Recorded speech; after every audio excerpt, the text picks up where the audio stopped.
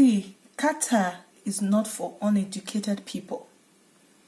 Most of the time, Qatar does not favor you if you're not educated.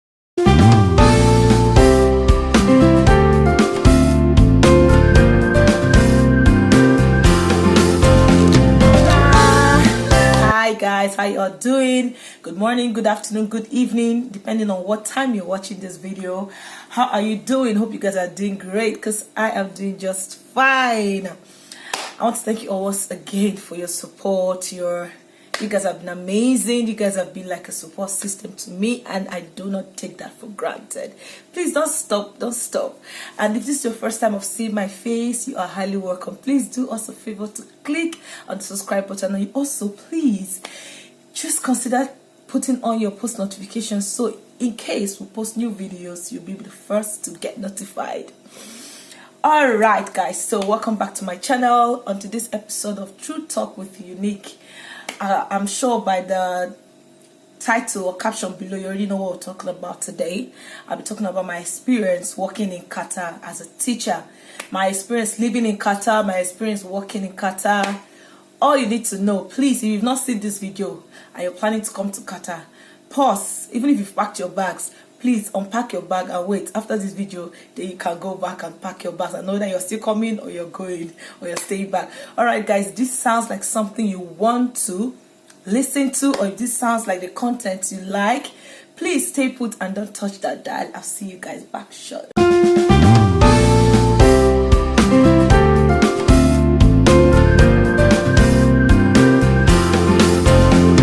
Hi guys, welcome back guys. So please, if you like this video after watching, please don't forget to click the like, because your likes makes YouTube understand that you guys like what I'm doing, and it can also push my video forward to other people to get more audience. So please don't just watch the video and move. Please, as you're watching the video, please click the like button, share if possible, spread the good news. Some people that wants to relocate to Qatar, this is something you need to know before you come into Qatar. So guys, back to my topic today, my experience working as a teacher in Qatar. I have several things I've learned working in this country as a teacher. A lot of them I might not be covering in this video, but I'm just going to be pinpointing the highlights for me. All right, it could be something else to someone else, but these are my highlights.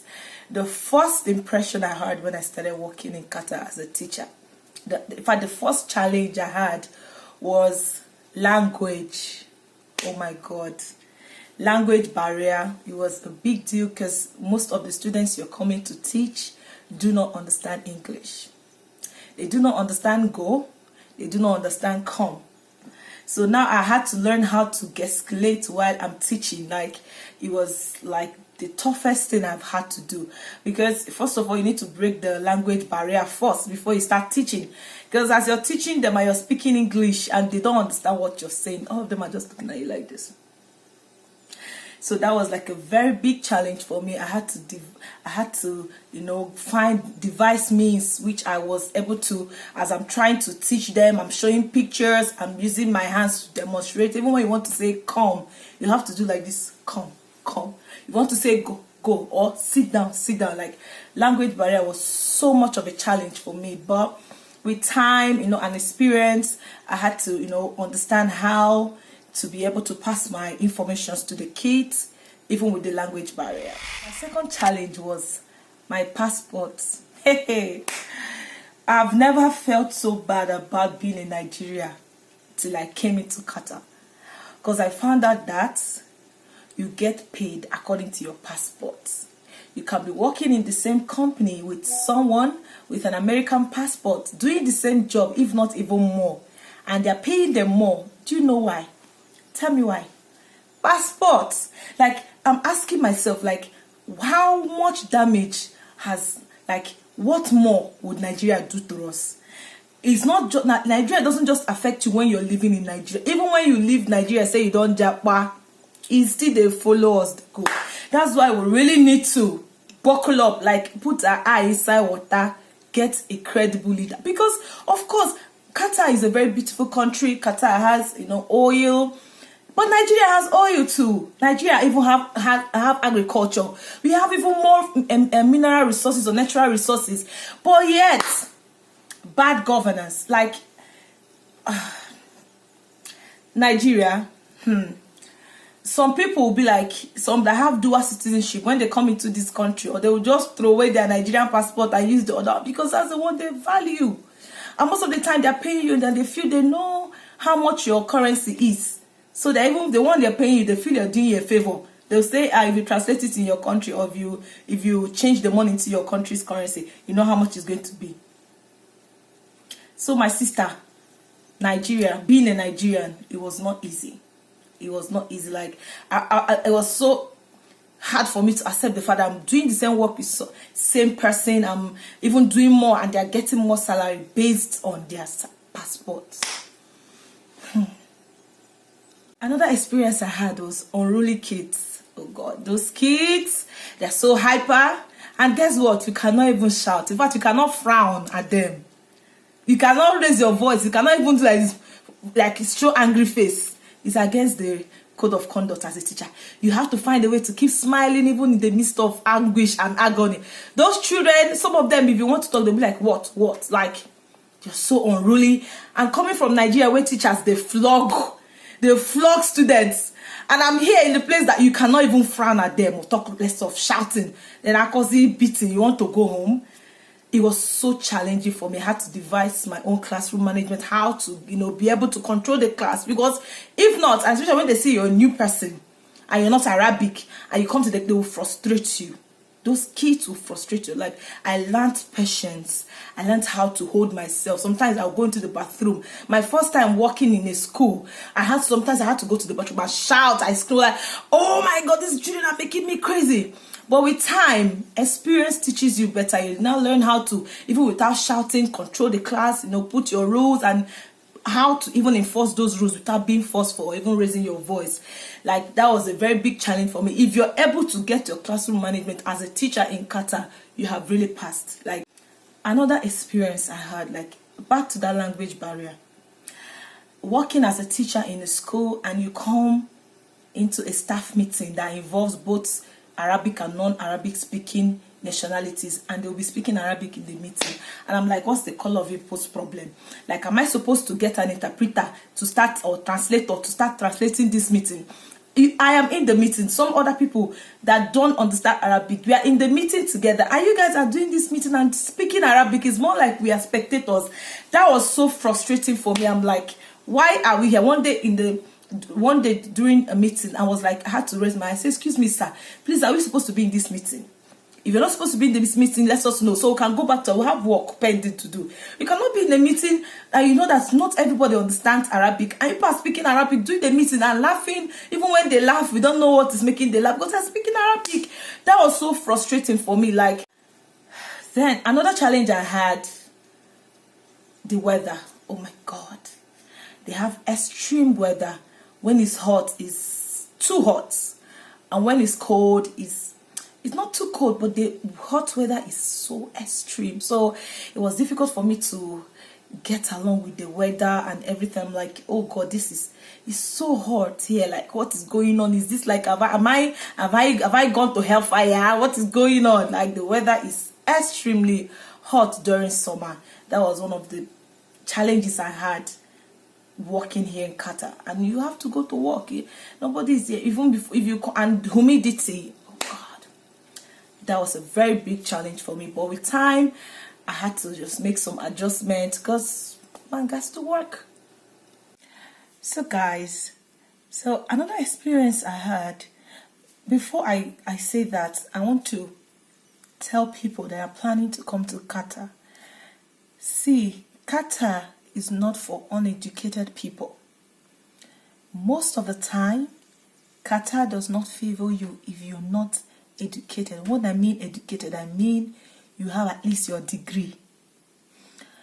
Because if you come to Qatar, it's not like America, London, Canada, that if you're skilled, you can always scale through. But in Qatar, if you want to survive in Qatar, before even planning to come, make sure you have your degree. Is either you're an engineer, because most of the jobs they have in Qatar is either construction work, or you're a doctor, or you're a teacher, or you're a nurse. All those skilled work, today, it doesn't really favor in Qatar because of the structure. The way Qatar is structured, it's not structured to, for all those menial jobs, no. And Qatar is not a place that you can take up 2 to 3 jobs.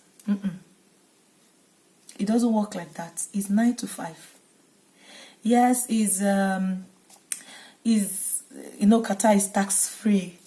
Yes, but life here is quite expensive, especially accommodation. So you might want to think it through before you come. So as a woman, if you're coming in here, the safest job, if you're not into the medical line, is teaching.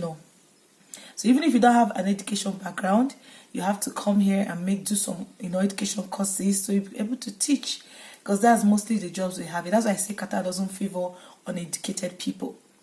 So, like, generally, my experience, I've been here for 4 years. When I came into Qatar, I saw a lot of people that just came in, they start making videos. No, I wanted to assimilate and stay here and really understand the system before I'll be able to make this video. Well, because when I'm saying it, I know what I'm talking about. I've been here for 4 years and I've been teaching. I've taught like different grades. I started with nursery, I taught kindergarten, I taught grades. So, it's not been easy, right? So don't go and take people. If you have someone in Qatar, if they send 1 naira for you, be grateful. Because it's not easy to make money here in Qatar. You're going to work. You must work. So it's not like other countries that you can easily go. There's no way they're plucking money here. It's not even no place in the world that you can even pluck money. But there's places that the way they're designed is easy to make money. But here in Qatar, it's not that easy. It doesn't come that easy. So this, then their food.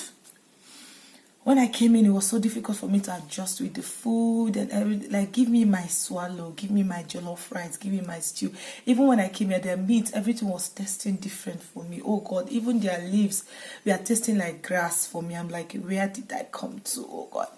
But with time, I adjusted with the whole. Now I can literally eat anything. Like, my taste bud is so messed up that I can eat anything apart from human being. Like, life here in Qatar has been a lesson, has been a process. Like, I've lived through every stage. Qatar, when you come, you just have to start small, then you just keep growing and growing and growing. I remember the first time I came, the first job I got, there's a nursery job. I think I was earning 2,500 Qatar reals, So you just have to start small. Some people actually were lucky when they came, they just started big. But normally it's always a process. Like, you keep progressing till you get to a certain point. We are still growing, we are still planning to get there. But really, it was very hard for me to adjust because Qatar is not bubbly like Nigeria. It's not like bubbly like America, It's not that bubbly. So when I came here, it was so difficult for me to socialize. Me, knowing the kind of person I am, I'm always a, ginger person. But when I came here, God, the first 2 months, because I got a job after 2 months. That first 2 months was crazy. I was running mad. Like, my husband goes to work, I'm so antagonistic. I'm like, why did you bring me here? Leave me in Abuja. I was working. Why would you bring me here to come and I'll be like I'm in a house arrest? Like, it wasn't easy. But with time, we started adjusting to everything. Qatar is a monarchy system of government. In Qatar, living in Qatar has taught me that you cannot come here and be doing protests. We no go grill. Like, everything that has been said by the government is a declaration, is a decree. Pim. If they say it, it is stamped. There's no liberty of saying I agree or I no agree. You just have to agree. Like, there's no option for that. So it's actually a very peaceful place. Qatar is actually the safest place to live in right now. There's no terrorism, there's no violence. Like, security is top notch. Their medical system is top notch. Like, Qatar is good. But if for people not if you're looking for a gombute, then Qatar is not the place for you. If you're someone that is not educated, like you have your degree, you're looking for menial jobs, Qatar might not favor you for that. So like working here and living here, the expenses is, Qatar is very expensive, right? But then if you have a good job, you can equally foot your bills, because medicals here is quite, almost free. If you have your ID and you have your health card, like medicals here is quite free. Like it's not so bad. It's, but it's not the way people used to think it. Qatar has money, Nigeria has money. Nigeria has oil. The same thing Qatar has. It's just that they have good government that have utilized their natural resources in order to make wealth for their citizens. Qatar will not give you citizenship. If you want to stay here for 100 million years, you're just here as a resident. In Ocha, you go back to your country. But they have made life so easy for their citizens. They set everything up for them. That their citizens live like queen and kings. Like they always say, Qatar deserve the best. Like their citizens are well taken care of, So they just don't want you to come and stay. Like I think that's just all the Middle East. The GCC, none of the countries gives you, say, passports. So, but they like, they value passports, like American passport, a British passport, Canadian passport, Australian, all those developed countries. But countries like our own, even our sisters that have the dual citizenship, or our people, because if you see that the same, you're working in the same place, like I said earlier, and you're getting lower money because this person has a American passport, then you will really go and think about yourself. That's why, please, I want to use this opportunity to solicit your sense. Please vote wisely. If you go to other countries and see how Nigerians have been treated, you will understand. You will now think of why you should really put your eye inside water and choose a good leader. Because if with the natural resources and the blessings God have blessed Nigeria with, if you have good leadership, you don't need to even leave Nigeria. We have all it takes. Good weather, the natural resources, everything is there. Everything is there. We don't even need to go to any other country. We are answering giant of Africa. They made the Kuma give us dwarf of Africa, because that giant, they value South African passport more than Nigerian passport. So why are we answering giant of Africa? No, Kuma they answer dwarf of Africa, because I don't really know why we're answering giant of Africa, but they know Nigeria is still there very, even we are still talking about lights at this stage. Which country in Africa is still talking about steady lights? Only Nigeria. So you see why they don't really rate us like that. So this giant of Africa is like, we have to revisit it. Maybe they will give us dwarf. Make Ukuma no say we dwarf of Africa. Really. So this is my experience working here in Qatar. It's not been easy, but God has been faithful. We've been able to, cross each hurdle that we get to. We're able to, conquer and move on, and God has been faithful. So I'm gonna stop here. I don't want this video to be too long. It's already it's longer than I actually thought it to be. Don't mind I removed my jacket because I was hot. All right, so guys, so what do you think? If you've lived in Qatar, let me know the things I missed. What are your experiences in Qatar? What are the pros and cons? What did you find interesting, and what did you not really appreciate? Let me know in the comment section. If you're planning on coming to Qatar, I think you should watch this video also, and let me know what you think. If you have a sister, a brother in Qatar, let me know your experiences living or working in Qatar. All right, guys, thank you so much for watching. If you've watched up to this moment, you are the real MVP. You are the most valued person in this place, like for you to watch this moment. So, and if you've watched up to this moment, please consider liking this video, because it will help YouTube know that you guys enjoy my content. And also share, subscribe, join my membership, support your girl in any way you want to. All right, I'll see you guys in my next video. Thank you so much for watching once again, and I love you guys. See you in my next video.